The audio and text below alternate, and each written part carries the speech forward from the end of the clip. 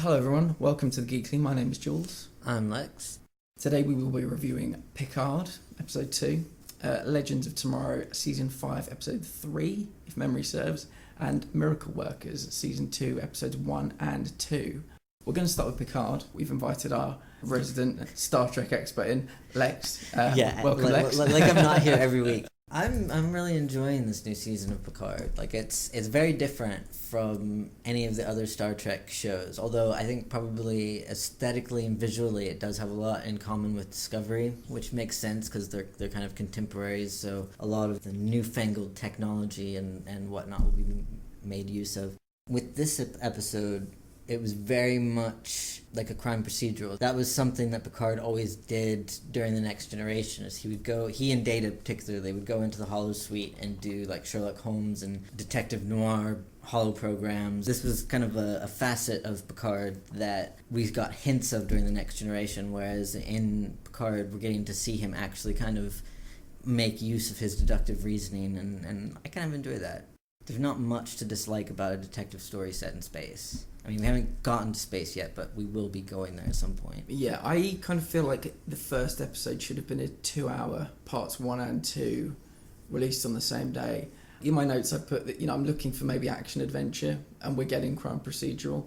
I've no problem with crime procedurals. I quite like my detective stories. I even like my whodunits, Knives Out I enjoyed, I know you didn't. I think if I'm getting a show about Jean-Luc Picard, who in every poll you'll ever get about the best Star Trek character of all time, it's pretty much him. So the guy needs to be heading to space. He needs to be captaining a little ship. He needs to be captaining the show. And at the moment, he kind of feels a bit like a passenger. It continues to be a little too pedestrian for me, but finally it looks like we might get the action adventure I'm looking for rather than the crime procedural, because they're trying to solve. In the opening scene, they tried to solve, not solve the murder of Daj, but find out some information. They use this amazing technology to track some kind of energy particles that remain in the air from when events happen. And a group called the Jard Vache, potentially, if I've remembered that correctly, they have scrubbed all the energy from the room. So we know there's conspiracy. And so at the moment, he's the detective. He's looking out for all these clues, but I want him to be on the front foot. I think he's found all the information he needs now, and maybe it's time to just push on. I think that seems to be what's about to happen. See, the thing is, Picard was never the action-adventure captain. But he was the captain, wasn't he? He was the captain, but he was more of a philosopher. You think about Captain Kirk, and Kirk was always out there running off and like saving the damsel in distress and beating up reptilians and, with big rocks. Yeah, that kind of thing. Picard was always there sort of like as the moral compass and like making these grand speeches and philosophizing about the human role in the world. And I think because he was the captain and he was a very charismatic person, he had a lot of power during The Next Generation, whereas we're seeing him as an old man who's retired from Starfleet. He not only did he retire from Starfleet, but he left on very bad terms, and only kind of accentuated that by the recent interview that he's done where he criticized how Starfleet responded to the Romulan crisis. So we're seeing a different side of Picard than we got during The Next Generation. During The Next Generation, he was very much Starfleet's golden boy, and now he's more of an outcast, and he's kind of having to operate on the periphery a little bit, and you can see him struggle with that. He goes into Starfleet and he presents his proposal with every intention that they're just going to be like, all right, sure, here, have a ship, have a crew. That was an excellent scene. Yeah. That was probably the best scene of the 2 episodes so far, where she basically said, this isn't your house anymore. Who the fuck do you think you are marching in here wanting to captain a ship? He would graciously allow himself to be demoted down to captain if his rank was a problem. Yeah, this isn't your house anymore. That kind of mentality from Starfleet, I thought was such an excellent scene. This is a different side. We haven't seen the kind of renegade operating outside the laws of Starfleet. I mean, we do need to get him into space. Yeah. And I agree with you. These first 2 episodes could have easily been a 2-hour, 2-parter single opening episode to get us updated with everything that's changed, everything that's going on, and kind of set the stage for Picard to go on his actual quest, which is finding Daj's twin sister, who's on a Borg cube of all things, which is like fucking fascinating as hell. Yeah. And I want to see what the connection that they have with Data, because we have done the like Data having a daughter storyline during The Next Generation, so it's kind of going to be what they do with that idea now and how it differs from what it was during the television show. I am just really, really enjoying it. I think it's great. I don't have any complaints about it. I'm like ready for the next episode. I love this new narrative line that we have with Picard, seeing him in a completely different light. You think about Picard in his prime, he's like this very sort of robust, strong character, solving problems and leading the way and like very much in control of everything around him, and here he's very much not, and he's got minders basically as the two Romulans that live with him. I mean the one she's just like, no, you're not going to space. And is talking to him very much like she's scolding a small child. And that is what happens to people in later life. Like the roles get reversed, and people who were these like very dynamic leading individuals suddenly have to start asking permission for things. And I think they've done the aging Picard really, really well. And you still get glimmers of that cockiness and that arrogance that he had as a captain. In this episode, he comments, that he's been grieving for Data for 20 years, and you can see those effects on this Picard, and I really enjoy that. As I was watching this episode, it made me very curious about the final episode of this show. I know we're only on episode 2. Starfleet, for whatever reason, has been corrupted from within, and we find out that I think there are some Romulans placed in positions of power within Starfleet. Does this end, and this is just a ridiculous question to ask 2 episodes in, does this show end with Jean-Luc Picard's death, him doing a Data and sacrificing himself, either for the greater good as an idea, or sacrificing himself for Starfleet, or for Data's daughter? Or does it end with him actually becoming the guy at the head of Starfleet? When I was watching this, I actually thought to myself, I think he will die at the final episode of this, but as Starfleet was shown to be corrupt and in need of major change, because the Admiral basically said, oh yes, we can decide who lives or who dies, which was a shocking statement when you think about... It's very anti-Starfleet, isn't it? I mean, you think about, what he would say at the beginning of the episode in The Next Generation, like charting unmapped space, boldly going, meeting people, the amount of first contacts that he said he's 27 new species, which is amazing. And to hear those words out of an Admiral's mouth, that at that point made me think, okay, maybe he is going to actually come back into the fold and be the pointy end of the stick, and so his philosophies can filter down through the whole of Starfleet. Again, ridiculous question. Yeah, but, it's a ridiculous question. Like, we're ending 2 episodes in, we're ending the show. I think kind of what I would find as a satisfactory ending was that Picard is the agent of change within Starfleet, not necessarily that he takes a leadership role in Starfleet, but he's instrumental in putting people into positions of power who will return Starfleet to its original goal, and that he does sort of die at the end.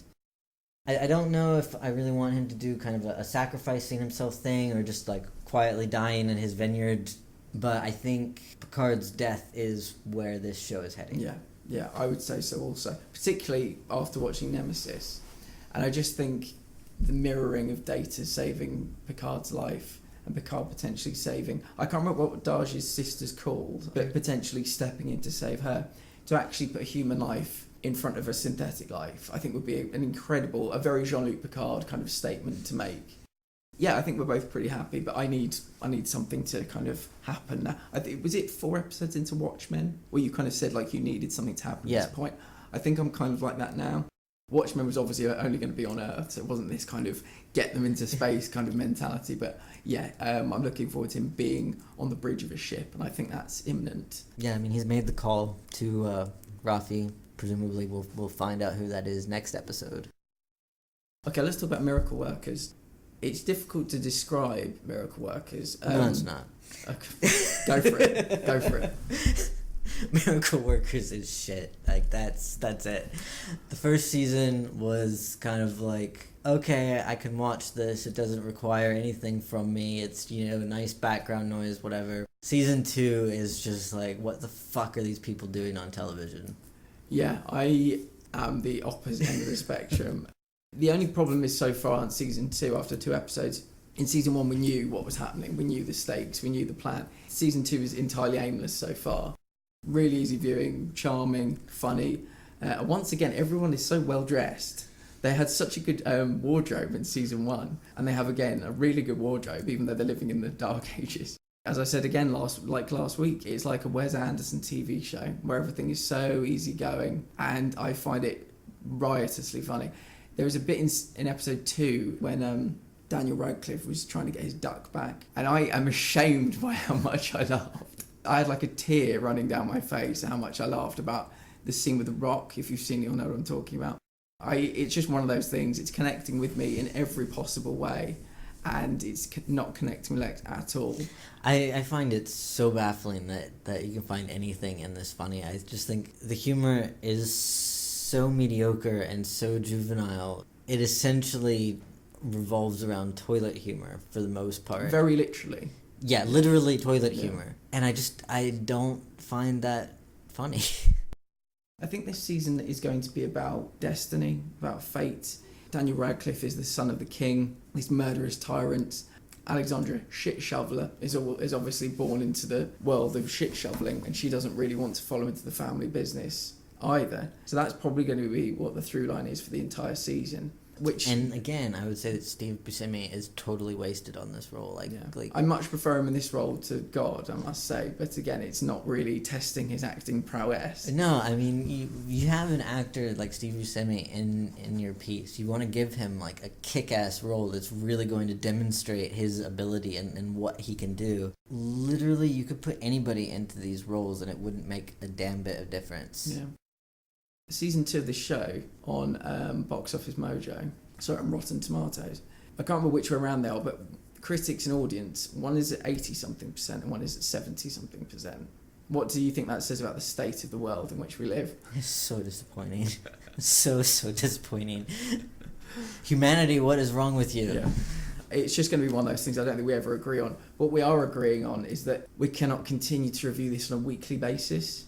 I don't think it makes sense to review any kind of sitcom on a weekly basis because... Especially not one that's like this short. Yeah. Things like character development and story often are totally secondary anyway. You would say particularly in this show. Yes. So it just makes no sense to continue it. When it's finished, I might drop a one-liner in about what I thought about season 2 in whole, but we won't be continuing with it. I would say if you like... Seth MacFarlane? I actually, yeah. I read your mind. I knew you were going to say that. I was thinking Family Guy. Yeah. If you like Family Guy, you will probably enjoy this. If you hate Seth MacFarlane, get as far away from this as possible. Yeah, I mean, these are the kind of jokes you can expect. I'm getting married. I think you've met him. He's my brother. And that kind of, it's that level of comedy. There's the pervert guy. Yeah, because they all take the jobs that their surnames are. There's a carpenter, somebody baker. She's Alexandra Shit Shoveler. And I can't remember his first name, but it's somebody pervert, and they keep asking him what he does, and he just goes, stuff. The Shit Shoveler's code is anytime, anywhere, even if it's big. It's easy to remember because it doesn't rhyme. And even that, now, kind of brings a, smile to my face. I would certainly say give this a go and start with season 1 because... It's not great, but it's better. Yeah, fair enough. Leks, I've got a confession to make about Legends of Tomorrow. As I watched this episode, I realised that I don't like Legends of Tomorrow anymore. It came down to me like a ton of bricks. I watch it for Constantine. I watch it for Sarah. I kind of watch it for Ava as well, even though this episode wasted her, made a kind of a joke out of a character that's actually incredibly badass. Let's go through all the other characters. Ray, just impossibly dumb. It's not even funny anymore. He's dumb as a pile of rocks. If you think about him on Arrow, he wasn't dumb. He was naive. He was brilliant. Yeah. He was very innocent and kind of charming in his innocence. Very, Boy Scout, Superman type. But he wasn't dumb. And as Legends has continued, they've taken that, naive innocence that Ray has and translated it into stupidity, and it's not stupidity. It's kind of annoying that they're making him a dumb character. I don't particularly like Nate anymore. I don't think they know what to do with him. Him and Zara are going to get together, then they're probably going to leave the show at some point in the not too distant future. I would take season 4 Zari over season 5 Brother. Season 5 Zari is terrible. I'm hoping they don't adopt her and we do this re-education of what other Zari is because we preferred her kind of situation, because that would be awful. Even though this one's like an Instagram influencer, which is awful. Watching this made me think Constantine needs his own show again. And if it's not how it was, fair enough. But he is so watchable. He's the perfect balance between darkness and humour, and just, I want more of him. And it made me think that I don't need anybody else in this entire show, really, other than Sarah, because they work well together. Everybody else just seems superfluous now, because as soon as they brought Constantine in, he's kind of, and this is just my opinion, he's outshone everyone else, and he's cast a shadow, which they can't really get out. It's kind of under. perplexing when you think about it, because it's like, I did not like his show. I liked his character. I like Matt Ryan as Constantine, but I did not like the Constantine show. However, I really, really enjoyed him on Legends, and I want him to have his own show now. Yeah. And I don't understand. Yeah, I mean, I don't know how it would happen because, you know, you are a perfect example of people who like this genre but didn't like that show. I don't know if there's a Swamp Thing as well. You know, it was too dark, maybe. Maybe that's what people who make the TV shows think, and that's why both kind of didn't get past season 1. But he needs to come back in some capacity, and I don't want him to come and suddenly be wisecracking and funny. He needs to maintain this level of balance between darkness and humour. Oh, it's just so watchable. They need Constantine and Gary. Yeah, yeah. On a buddy trip to go Gary, after like denizens of hell. Gary is his ward. Yeah. Yeah. Or maybe Gary like turns into like a toad or something, and that's the gag. He's got the voice of Gary, but it's like an animal. Yeah, because I mean, even when he was with Astra in Hell, when he met Lucifer in the crossover, when he's putting like the circles of powder around and Rory's setting them on fire, it's so great. And like when he's sufficiently scared by what Astra's up to, he conveys that emotion really well. Like everybody else is just, it's all humour with all the other characters, and I think it's taken Constantine to make me kind of realise that. I don't know how I feel about Legends, is what I'm trying to say. Maybe if you remove Constantine into his own show, suddenly the shadow is lifted and it all feels connected again. They're pushing people to the periphery to give him the central story that he deserves. Don't get me wrong, it's not that he doesn't deserve it, but everybody else now feels kind of unnecessary in some ways. Like Mick is becoming more and more unnecessary, considering he's not even the writer anymore. I still like his character, but they don't really do much. He pretty much just sits around the Wave Rider and gets drunk. That's what Mick does now. Yeah. Nate is always off doing something different than the rest of the Legends. During the crossover, he and Ava were off doing something. I can't remember what they were doing. The thing is that like Nate and Ray had really good chemistry together. When they did stuff together, it was really good, but they've been keeping them separate for some reason. I mean, one of the strong suits of Legends was how they managed their ensemble cast, and they are not managing it well at the moment. If you'll indulge me, I've actually created a new Legends team. If Legends is to continue and Constantine is still part of the team, this is probably the team I would say would be watchable. There are too many people. Yeah, I'd get rid of Ray, I'd get rid of Nate, I'd get rid of Zari. Well, we are getting rid of Ray. I'd get rid of Mick. So anyway, here's my new team. I'll start with two you'll be well aware of, John and Sarah. They retain their place. They work really well together. Sarah is a great leader of this team. I kind of want her to jump ship and be leader of the Canaries in 2040 or in present day, but that's not going to happen. But that would be my personal wish. Ragman, your idea from last week is perfect. He has to come back in some capacity. He's such a great character with such a great gimmick. And what, they're just going to throw him back out in the woods again? He's got to come back. Why not come back here? I'm presuming you agree with that because it's your idea. I mean, yeah, I'm on board with that. Thunder from Black Lightning, very competent member of the team. And Legends doesn't do competent members of the team. I think she would be fantastic. Emiko, I'd like them to do something with her. I don't want her to be another one that's just lost to time. They mismanaged her so badly, as they did with Ragman. I want them to both get a second chance, basically. This one's a little bit out of left field, but Wynn, as kind of the man in the chair that might stay back in the Wave Rider, having him... Are you up to date with Supergirl? No. Shit. Wynn's back. I'm aware that Wynn is back. Yeah. I need to watch Supergirl. Yeah. I love Wynn. Yeah. I was so sad when he left. And he's walked back into it. It's like, you know, a perfectly fitting coat. You just put it on. It just feels so good. He's back. He's great. He's exactly what you would expect. But the character has matured after his time being a Legionnaire or whatever. I think him as the man in the chair would be fantastic. Working alongside Gideon, maybe. Then the final one, I was flipping between two. Originally, I was going to go with Jessie Quick, if she's not dead after the destruction of Earth 2. I like the idea of a speedster being on the team, but I think she's dead, basically, is what I'm trying to say. So the other one I would have in, and this is a bit of me not taking my own advice, because I don't like the wisecracking, funny juvenile in Legend all the time. But if they have to have one, why not try Dibney? Because he seems to have kind of grown into the role a bit as well. So that would be my team. John, Sarah, Wynn, Amiko, Ragman, Thunder, Dibney. Any thoughts on that team? You've gone with a more serious team than the one that we have. I have. A slightly darker team as well. Yeah. Just thinking, like, Dibney's really the only light character in that whole team. Yeah, and I'm super opposed to, like, a token funny person, like comic relief. But I thought to myself, if it's Legends, you've got to have some kind of humour. Let's try a bit of Dibney for a season, see how that pans out.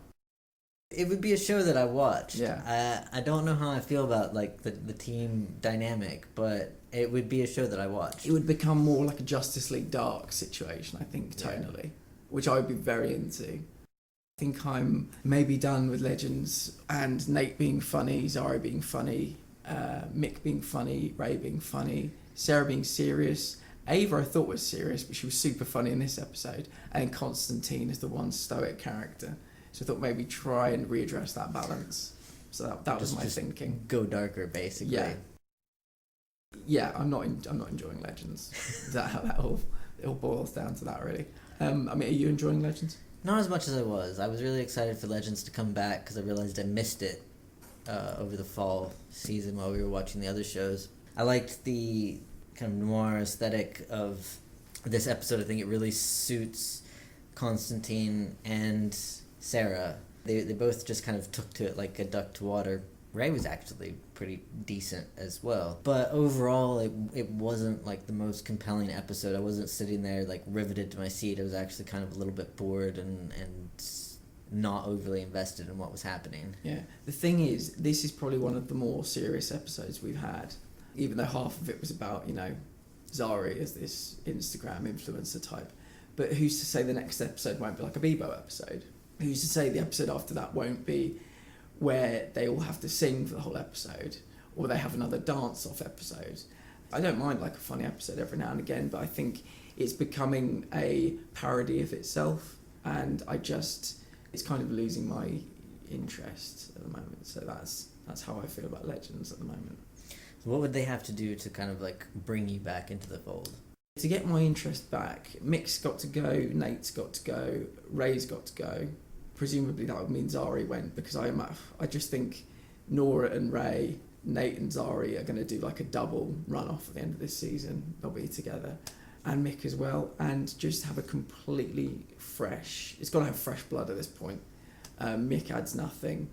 Nate is this kind of cool bro, like historian dude. And he hasn't even been the metal guy recently. I can't remember if he had a name for when he turned into... I don't think he did.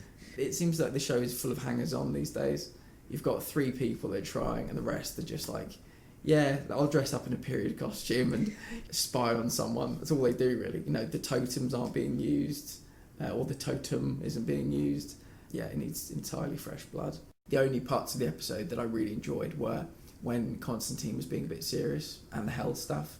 And it makes me think, transplant him into his own show, put Sarah into the Canaries, bin the rest of them, and maybe we can have some Canaries and John Constantine crossovers in the future. Okay, so any kind of final thoughts on anything? The last 2 episodes of Batwoman have been really good, and I've really enjoyed them.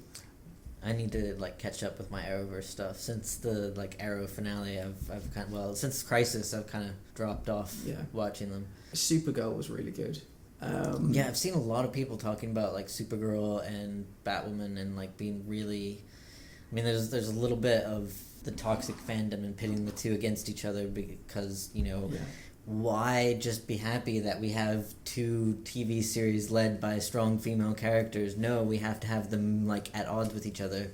IGN gave the last episode of Batwoman an 8, which I saw, and for whatever reason I thought to go and read the comments, and there were just 20 comments in a row that were all just bile, absolutely disgusting bile. It was genuinely one of the better episodes of all of the Arrowverse that I've seen since this September that's just gone. Really great episode. Supergirl, yeah, it's finding something a bit different. I'm not entirely in love with the Lex Luthor thing, but it's going along okay at the moment. 2 weeks running, I would say Miracle Workers would be my pick of the week. I don't have a pick of the week because everything was kind of, but definitely not Miracle Workers. We might have to introduce that as an actual thing. We have a pick of the week and a slam of the week. My slam of the week could be Legends. It was an epiphany moment, and it made me realise that it's become a parody of itself, and I don't enjoy that anymore. All right, well, that is it for this week. We've got a new schedule up for our Patreon bonus content, so if you're not a patron and you would like to be, head to patreon.com/geeknerd, and for as little as $1 a month, you can sign up to have access to all of our bonus content, plus some like cool rewards and stuff. Monthly postcards, really neat handmade coasters. I mean, it doesn't get better than this. So yeah, head over and check that out. Otherwise, if you have a question for us, want us to review something, hit us up on Twitter at GeekNerdPod. We might be doing another Q&A soon, so get those questions across. Yeah, definitely send us your questions and your debates, and we'll take them on. See ya.